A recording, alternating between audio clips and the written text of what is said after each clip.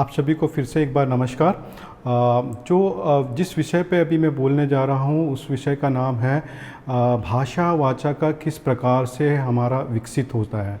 तो जिस प्रकार से बच्चा जन्म लेता है, जन्म से 3 महीने पहले 3 महीने में जब बच्चे में विभिन्न क्रियाओं को देखी जाती है, इसमें हम कहते हैं डिफरेंशियल क्राई। तो बच्चे के रोने के प्रकार से माँ को समझ में आ जाता है कि बच्चा किस किस पर्टिकुलर चीज़ के लिए रो रहा है। वो भूख के कारण रो रहा है, या उसे नींद के लिए रो रहा है, या उसे कुछ परेशानी है उसके कारण रो रहा है।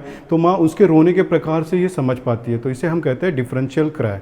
इस समय में बच्चे अलग अलग आवाज़ों का और उनका चेहरों को देख के सोशल स्माइल और आवाज़ की तरफ में थोड़ा सा कोई आवाज़ होता है तो आँखों को खोलना, नींद से उठना, इस प्रकार की प्रतिसाद देता है आवाज़ों को भी। इसके बाद में 3 से 6 महीने की स्टेज को हम कहते हैं हमारा वोकलाइजेशन स्टेज और बैबलिंग स्टेज। तो इसमें जो बच्चा है वोकलाइजेशन के साथ साथ में जो शब्दों का उच्चारण करने के साथ साथ में इनमें कुछ व्यंजनों का भी उपयोग करता है, जिसको हम कहते हैं पापा पा बा बा, इस प्रकार से हम देख सकते हैं। जो बच्चे का जो है पहला फेज़ जो होता है हम वोकलाइजेशन फेज़ बोलते हैं। इसके बाद में बैबलिंग फेज़ आता है, जिसमें बच्चे को पापा पा बा बा व्यंजनों का कंबाइन के स्वर के साथ में इनका कंबाइन करके बोलने की कोशिश करता है। ये फेज़ बहुत इम्पॉर्टेंट फेज़ है हमारे लिए, क्योंकि इस फेज़ में बच्चा जो शब्द बोल रहा है, इन शब्दों को बोल के सुनता है और सुनने के बाद उसके साथ में फिर और दोहराने की क्रिया और ज़्यादा गति से करता है। तो इसको कहते हैं हम ऑडिटरी फीडबैक। अगर बच्चे का ऑडिटरी फीडबैक होगा तभी ये बैबलिंग स्टेज अच्छे तरीके से कर पाएगा। और बैबलिंग स्टेज के बाद के स्टेजेस देखने मिलते हैं। अगर बच्चे को इस समय में अगर सुनने की समस्या होगी तो उसको ये ऑडिटरी फीडबैक नहीं मिल पाएगा, जो सुन के अपने आवाज़ को प्रतिसाद देने की जो क्रिया है वो बराबर नहीं कर पाएगा, और ये नहीं होने के कारण फिर बच्चे का आगे का विकास नहीं हो पाता है। तो ये चीज़, ये जो 3 से 6 महीने का जो टाइम है, इसमें ही आप पता कर सकते हो कि बच्चे के बोलने का विकास हो रहा है या नहीं हो रहा है। इसके बाद की स्टेज आती है हमारे इसमें इकोलेलिया। इसमें बच्चा क्या करता है कि आजू बाजू के जो भी आवाज़ें हैं इनको फिर से बोलने की कोशिश करता है, दोहराने की कोशिश करता है। इसके बाद आता है एक 12 महीने में। 12 महीनों में बच्चे के भाषा में 4 से 5 मीनिंगफुल वर्ड्स हो गए जिनका अर्थ होता है, जिसमें वो माँ को माँ बोल रहा होगा, दूध को दूधू, या कोई सिंपल वर्ड्स बोलना की कोशिश कर रहा होगा। तो कम से कम 4 से 5 वर्ड उनके शब्दकोश में होते हैं।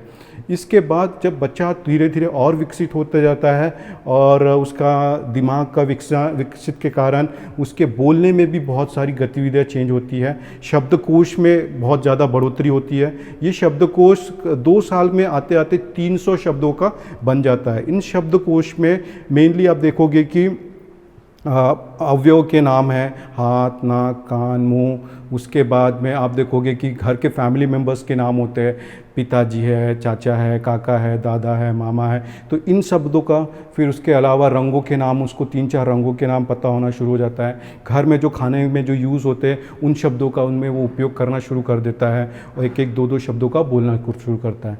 तो 2 साल के आते आते में हम उसको देखते हैं कि बच्चा 2 शब्दों का उपयोग कर पा रहा होगा। इसके बाद में जैसे बच्चा 3 साल का होता है तो उसकी शब्दकोश का विकसित बहुत ज़्यादा होता है और कम से कम 1000 शब्दों का उसका शब्दकोश होता है। और बच्चा 3 शब्दों को जोड़ के बोलने की कोशिश कर पाता है कि मुझे पानी चाहिए, मुझे खाना चाहिए, मुझे सोना है। तो इस प्रकार के छोटे छोटे शब्द वाक्यों का उपयोग करना वो अपने संभाषण में उपयोग करना शुरू कर देता है। इसके बाद जैसे हम देखते जाते 4 साल में या 5 साल में बच्चे के बोलने में और ज़्यादा विकास होते जाता है।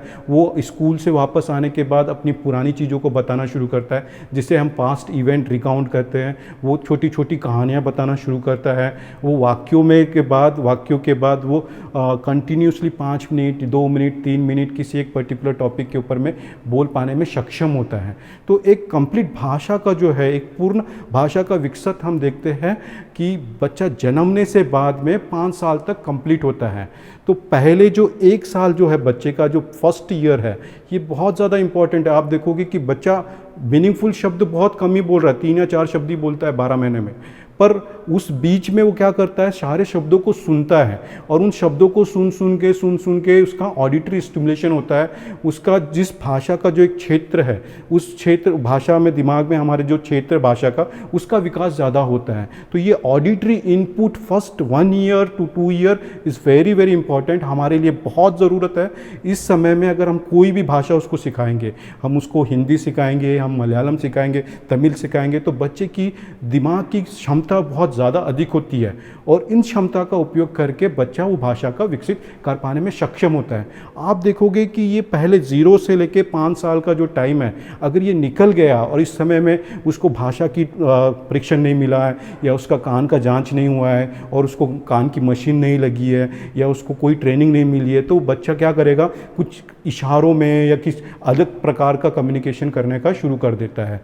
तो इन चीज़ों को ध्यान में रखते हुए ये जो वाचा भाषा का जो स्तर है, अलग अलग जो स्टेजेस है, इसको हमें समझना बहुत ज़रूरी है। और अगर हमको ये समझ में आता है कि 0 से 5 साल का बीच जो है, इसमें हम जो भी बच्चे को सिखाते हैं, बच्चा सीख सकता है, कर सकता है, उसमें क्षमता होती है। तो इसीलिए हमारे वाचा भाषा परीक्षण में भी इस क्रिटिकल टाइम पीरियड को यूज़ करना बहुत बहुत ज़रूरी है। अगर आप इस समय में बच्चे को कोई वाचा भाषा का ट्रेनिंग दोगे तो पिकअप कर सकता है। इसके बाद में अगर जो होता है, हमारी जो दिमाग की जो क्षमता है धीरे धीरे कम होते जाती है और हम उस गति से जो बच्चे का विकसित होना चाहिए वो हम नहीं देख पाते हैं। तो इसीलिए हमारे फील्ड में अर्ली आइडेंटिफिकेशन और उसका शीघ्र निदान, अर्ली उसका जांच तो शुरू में हो, उसके साथ साथ उसका निष्कर्ष भी बहुत ज़रूरी है। अगर ये हम कर पाएंगे तो ही हमारे ये बच्चों पे हमारा विकसित ज़्यादा अच्छे से देख पाते हैं।